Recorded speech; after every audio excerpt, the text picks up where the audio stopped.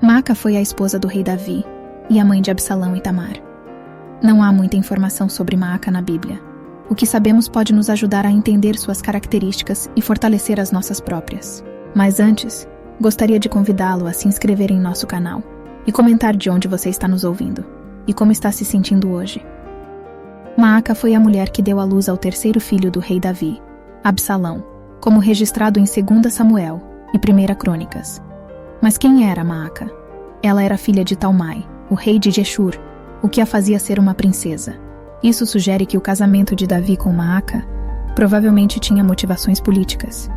Geshur era um pequeno reino localizado na região sul das colinas de Golã, a leste do Mar da Galileia, parte do que hoje conhecemos como Síria. Durante a divisão da terra na época de Moisés, essa área foi dada à tribo de Manassés. No entanto, os israelitas não conseguiram expulsar completamente os Gesuritas e Maacatitas, que permaneceram na região. Talmai, o rei de Geshur, era possivelmente parte de um clã aramaico, e, de acordo com algumas descrições, era conhecido por sua altura gigantesca. Os Gesuritas viveram em Hebrom durante o período da conquista de Canaã pelos israelitas, e essa cidade tinha Calebe como líder.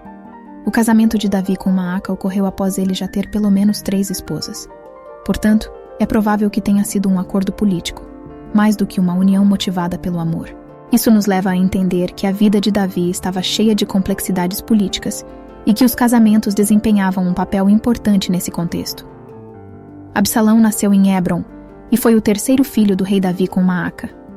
A personalidade de Absalão é frequentemente descrita como teimosa e vingativa. Algumas fontes sugerem que sua mãe, Maaca, uma princesa síria, estava envolvida em práticas religiosas questionáveis, incluindo rituais sangrentos, que eram considerados aceitáveis em sua cultura. Absalão era ambicioso e se destacava em Israel por sua beleza. Ele era conhecido como o homem mais bonito de todo o reino, não tendo nenhum defeito físico. Acredita-se que ele cortava o cabelo anualmente, pois este se tornava muito pesado.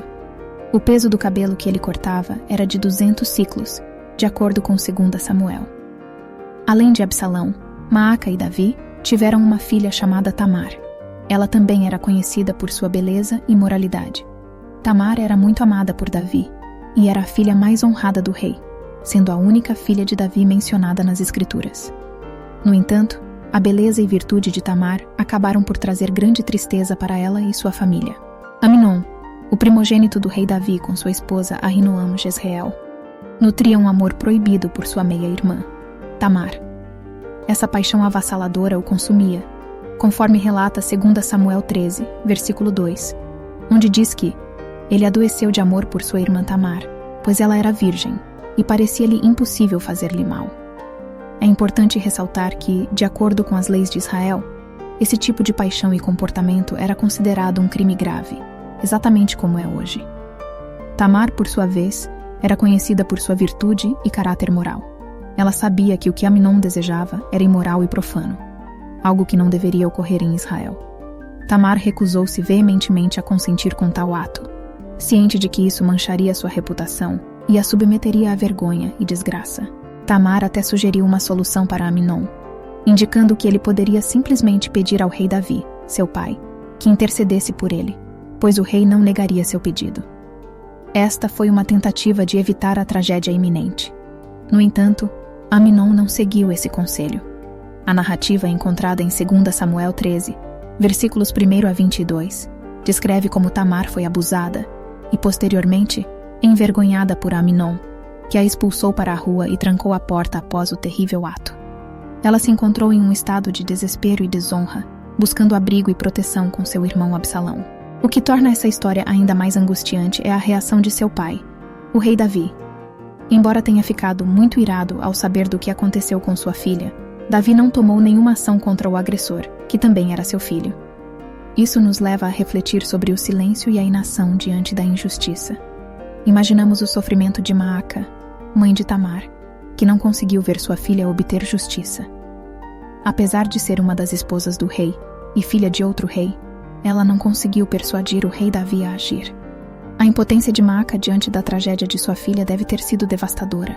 Absalão planejou sua vingança durante 2 longos anos após o abuso sofrido por sua irmã Tamar, nas mãos de Aminon. Absalão então orquestra um festival de tosquia de ovelhas e convida todos os seus irmãos, incluindo Aminon. No auge do banquete, com Aminon já embriagado, os servos de Absalão recebem ordens para atacá-lo, resultando na morte de Aminon. A notícia da morte de Aminon chega a Davi, seu pai, e inicialmente é relatada como se todos os filhos do rei estivessem mortos. No entanto, Jonadab, filho de um irmão de Davi, esclarece que apenas Aminon foi morto por ordem de Absalão, como vingança por Tamar. Absalão, então, foge para a terra natal de Maaca em Geshur, onde encontra refúgio com seu avô Talmai. Lá, ele permanece por 3 anos, longe de sua família. Imagine as emoções conflitantes que Maaca e Tamar devem ter sentido. Por um lado, finalmente, a justiça foi feita em nome de Tamar, mas por outro, isso significava que seus filhos e irmãos estariam separados por 3 longos anos. A história de Maaca é repleta de tragédias e desafios. Após a vingança de seu filho Absalão pela desgraça de sua filha Tamar, a vida de Maaca não conheceu paz. 4 anos após o retorno de Absalão, ele liderou uma revolta contra o rei Davi, que resultou em sua derrota e morte. Esse trágico desfecho significou que ambos os filhos de Maaca, Absalão e Tamar, foram marcados pela desonra. É seguro presumir que sua vida e prestígio entre as outras esposas do rei foram gravemente afetados. O silêncio em relação a Maaca nas escrituras fala volumes sobre a incerteza de sua personalidade e posição na história. Vemos exemplos disso na falta de reconhecimento a Michal, a primeira esposa de Davi, que o repreendeu e permaneceu estéril até sua morte. A ausência de menções posteriores a Maaca na Bíblia indica que ela também pode ter sido relegada ao esquecimento. Não há registros de que Maaca ou Tamar tenham sido banidas ou mortas, então elas simplesmente desapareceram ao longo do tempo. Este silêncio em relação a Maaca é, de certa forma, um elogio à sua capacidade de suportar as adversidades sem perder sua integridade. Então, que lição podemos aprender como mulheres cristãs a partir do coração partido de Maaca diante da desgraça de seus filhos? Podemos lembrar que somos responsáveis por criar nossos filhos para que se tornem o melhor que podem ser ao atingirem a idade adulta. Nós os nutrimos, orientamos e tentamos direcioná-los para que, quando atinjam a maturidade, possam levar consigo nossos valores. No entanto, uma vez adultos, eles fazem suas próprias escolhas e criam suas próprias tradições. A Bíblia nos ensina a honrar nossos pais, como um mandamento de Deus.